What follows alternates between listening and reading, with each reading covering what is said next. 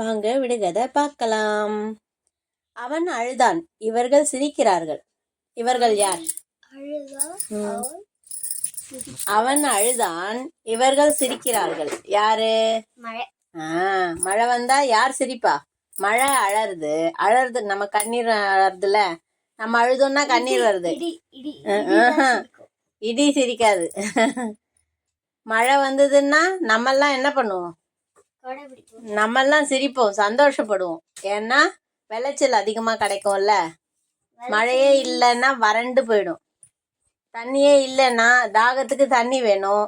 ரொம்ப தூரம் நடந்து வந்தாச்சு, தாகமா இருக்கு, தண்ணியே இல்லைன்னா என்ன பண்ணுவ? அப்படியே சோர்ந்து போய் மயக்கம் போட்டு கீழே விழுந்துரும்.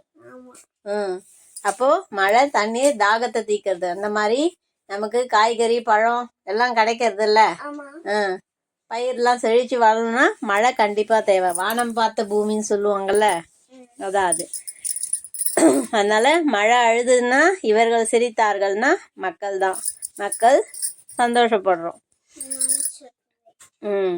ஒன்றாக இருந்தவர்களை வெந்நீரில் போட்டால் அவன் வேறு இவன் வேறு. இவர்கள் யார்? ஒன்னா இருப்பா, ஒரே கூட்டுக்குள்ள இருப்பா. வேக வச்சு எடுத்து வச்சுட்டோம்னா தனித்தனியா எடுத்துடலாம். வாழை தனித்தனியா பிரிச்சு எடுக்கலாம். இது ஒரு சர்க்கிளா வரும், அது ஒரு செமி சர்க்கிளா வரும். வேக வச்சு சாப்பிட்டா ஹெல்த்தி. பாம்புக்கு உடச்சி விடுவா, கொட்டுவா. முட்டை, அவித்த முட்டை, வேக வச்ச முட்டை தான் அது. முட்டைய உடைச்சோன்னா ஹாஃபா கட் பண்றோம்னு வச்சுக்கோ, என் கத்தியில வருமா? மஞ்சக்கரு வரும், வெள்ளைக்கரு, ரெண்டும் தனித்தனியா வரும். வருமா? மஞ்சக்கரு பிடிக்காதவா எடுத்து வச்சிருவா, வெள்ளைக்கருவை சாப்பிட்டுருவா. ஒரு சிலர் ரெண்டுத்தையும் சாப்பிடுவாங்க. கயிற்றில் சுற்றியவனை வீசி எறிந்தால் தாளம் தப்பாமல் ஆடுவான். அவன் யார்? கயிற்றுல சுத்தி வீசி எரிஞ்சோன்னா தாளம் தட்டாம, தாளம் தப்பாம, சிறிது கூட மாறாது, அழகா ஆடுவான். யார் அது? யாரு சொல்லு? பம்பரம். கண்டுபிடிச்சிட்டியா? Very good. தலைக்கு அழகு, வெயிலுக்கு உதவி. அது என்னது? தலையில போட்டா அழகா இருக்கும், வெயிலுக்கு வெயில் படாம நம்மளை பாதுகாப்பா வச்சுக்கோம். அது என்னது? என்ன போட்டுட்டு போவோம் தலைக்கு? துணி. மொட்டை அடிச்சா என்ன போட்டுட்டு போவா? மொட்டை அடிச்சா என்ன போட்டுப்பாங்க உடனே வாங்கி? தொப்பி தான் அது. தலைக்கு அழகு, வெயிலுக்கு உதவி. ஸ்டைலுக்கு அழகா இருக்கணுன்றதுக்கும் தொப்பி போட்டுப்பாங்க. வெயில் தலையில சுள்ளுன்னு படாம இருக்கணும்னு தொப்பி போட்டுப்பாங்க.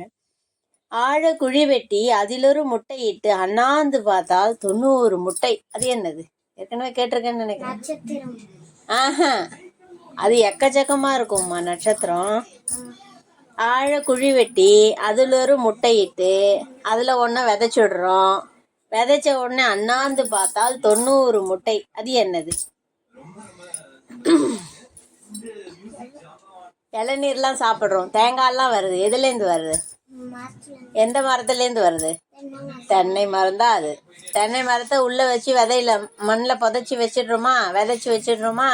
கொஞ்ச நாள் கழிச்சு வளர்ந்து வளர்ந்து எழுத்து இப்படி திரும்பி பார்த்தோம்னா அப்படியே கொத்து கொத்தா இளநீர் கொத்து கொத்தா இருக்கு. இருக்கா? தேங்காய் கொத்து கொத்தா இருக்கும். இருக்குமா? இருக்குமா?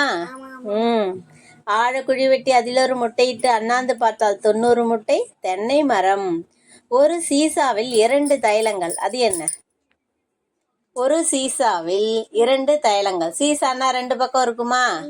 அந்த பக்கம் இந்த பக்கம் ஆடுமா? நடுவுல வச்சு அதை 2த்தையும் ஜாயின் பண்ணிருக்காங்க, அதனால அது சீசா மேலையும் கீழையும் போயிட்டு வருதா? அந்த மாதிரி இதுல 2 இருக்கு. 2ம் சேர்ந்த ஒரு தைலம். சொல்லு. 2 தைலம்னா ஒன்னு ஒரு லிக்விட்ல இருக்கும், இன்னொரு லிக்விட்ல இருக்கும். ஒன்னு எல்லோவா இருக்கும், ஒன்னு ஒயிட்டா இருக்கும். என்னது? இப்பதானே சொன்னேன். முட்டை தான் அது. வெள்ளை கலர்ல இருக்கிறது லிக்விடா இருக்குமா, ஜெல்லு மாதிரி. மஞ்சள் கலர்ல இருக்கிறது அது ஒரு ஜெல் மாதிரி இருக்கும். சுருக்கென்று முள், பொறுக்க முடியாது. அது என்னது? முள்ளு மாதிரி இது சுருக்குன்னு குத்திடும். நம்மளால அந்த வலியை தாங்கவே முடியாது, ரொம்ப அழுதுருவோம் அது கொத்திட்டுன்னா. அது முள்ளு மாதிரி, அது அப்படியே நகர்ந்து போகும், சுருக்குன்னு குத்திடும். என்னது அது? தேல். காசு உண்டியெல்லாம் வச்சோன்னு வச்சுக்கோயேன், ஒரு சில நேரத்தில் அதுக்குள்ளே கூட போயிடும். இந்த ஓலை வீடுலாம் இருக்குல்ல, அந்த இடத்துல எல்லாமும் அது அழகாக வந்து உக்காந்துரும். அது எங்கே வருதுன்னே தெரியாதுனால ரொம்ப கவனமாக இருக்கணும். சுருக்கென்று முள் பொறுக்க முடியாது, குத்திட்டுனா அந்த நிமிஷமே வலி, எக்கச்சக்கமாக வலி, கண்ணுலேருந்து தண்ணியே வந்துடும், அப்படி வலிக்கும். அது தேல். 3 எழுத்தால் அமைந்ததொரு முதன்மையான வெண்பொருள்.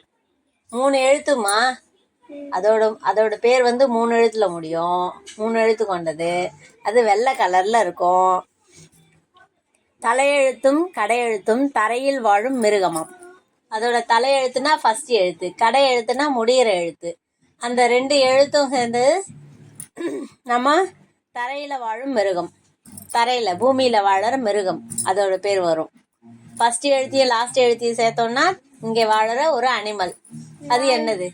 அது வந்து இந்த உலகத்துல இருக்கிற உயிர்களுக்கெல்லாம் அது எல்லாம் கொடுக்கறது. அதோட பொருள் மொத்தத்தையும் நம்ம பயன்படுத்துறோம். பால், தயிர், வெண்ணெய், நெய் எல்லாம் வரும். என்ன மாடு? பசுமாடு. அதெல்லாம் தர அந்த 3 எழுத்து பொருள் என்னது? 3 எழுத்தால் அமைந்ததொரு முதன்மையான வெண்பொருள். வெண்மையான பொருள் அப்படின்னா பசு, அதாவது வெள்ளையா இருக்கும் அந்த எழுத்து கொண்டது. அது கிராஃப்ட் பண்ணலாம் அதில். அதுக்கப்புறம் தலகாணிக்கு அது உள்ளே வச்சு தலகாணியாக தைச்சி கொடுப்பாங்க. பஞ்சு, பஞ்சு தான் அது. 3 எழுத்தால் பஞ்சு வருதா? ஃபர்ஸ்ட் எழுத்துப்பா, தலை எழுத்துன்றது ஃபர்ஸ்ட் எழுத்துப்பா. நமக்கு தலை முதல்ல இருக்கா மேலே, கடை எழுத்துன்னா அடி, இது லாஸ்ட் எழுத்து. லாஸ்ட் எழுத்து என்னது? சு. பசு, பசு. இஞ்சி எடுத்துட்டோம்னா பசு, இஞ்சி சேர்த்தோம்னா பஞ்சு தான் அது. வெள்ளி மலையில் விதை ஊன்றி விராலி மலையில் கொடி படர்ந்து தஞ்சாவூரில் பிஞ்சு விட்டு தலைவாசலில் காய் பறித்தேன். அது என்னது? என்ன காய் அது? வெள்ளி மலையில் விதை ஊன்றி என்னது? அது அப்படியே படர்ந்து வரும், அந்த காய் கனமா இருக்கும். என்னது அது? தலைவாசலில் காய் பறித்தேன். அது வந்து என்ன சொல்லலாம், அல்வா பண்ணுவாங்க. அது வந்து அதில் நீர் சத்து நிறைய இருக்குது, ஜூஸ் கூட போட்டு சாப்பிடுவாங்க. அது வந்து மோர் குழம்புல போடுவாங்க. அது ஒரு காய். அது வந்து நிறைய பேர் திருஷ்டிக்கு உடைப்பா. அதை மாதிரி இது அது வெண்பூசணிக்காய். பூசணிக்காய் மாதிரியே இன்னொன்று இருக்கு, அதையும் சிகப்பு பூசணின்னு இங்கே சொல்லுவாங்க. ஆனால் சிகப்பு பூசணி இல்லை, அது பேர் வேற. பரங்கிக்காய் தெரியுமா? பரங்கிக்காய் நல்லா ஸ்வீட்டாக இருக்கும். அது சாப்பிட்டாலும் உடம்புக்கு அவ்வளோ நல்லது. அது எல்லா காய்கறியும் சாப்பிடணும். அதை குழம்பா பண்ணி சாப்பிடலாம், கூட்டா பண்ணி சாப்பிடலாம், அவியலில் போடலாம். எப்படிலாம் சாப்பிட முடியுமோ அப்படிலாம் சாப்பிட்டுக்கணும். அந்தந்த சீசனில் வர்ற காய் எல்லாத்தையும் சாப்பிடணும். பச்சை பசேலென்று இருக்கும் பாகற்காய் என்று, பக்கமெல்லாம் முள்ளிருக்கும் பலாக்காய் என்று, உள்ளே வெளுத்திருக்கும் தேங்காய் என்று, உருக்கினால் நெய்வடியும் வெண்ணையும் அன்று. இது என்னது? இதுல எண்ணெயும் இருக்கு, காயும் இருக்கு. எண்ணெயும் இருக்கு, காயும் இருக்கு. என்னது அது? பச்சை பசேல்னு இருக்கும். அப்படி இருக்க பாகற்காய் பச்சை பசேல்னு இருக்கும்ல, அது கிடையாது. பக்கமெல்லாம் சுத்தி முள்ளா இருக்கும், ஆனா உள்ள ஸ்வீட்டா இருக்கும். பலாக்காயும் கிடையாது. உள்ள வெளுத்து இருக்கும். உள்ள எது வெளுத்திருக்கும்? தேங்காய் உள்பகுதி வெள்ளையா இருக்கும். உருக்கினால் நெய் வடியும் வெண்ணெய். வெண்ணெயை உருக்கினா நெய் வருமா? அந்த மாதிரி கிடையாது இது. அது என்னது? ஆமணக்கு காய். ஆமணக்கு என்னன்னு இருக்கு, ஆமணக்கு காய் இது. சரியா? ஓகேவா? இதோட முடிச்சுக்கலாமா விடுகதைய?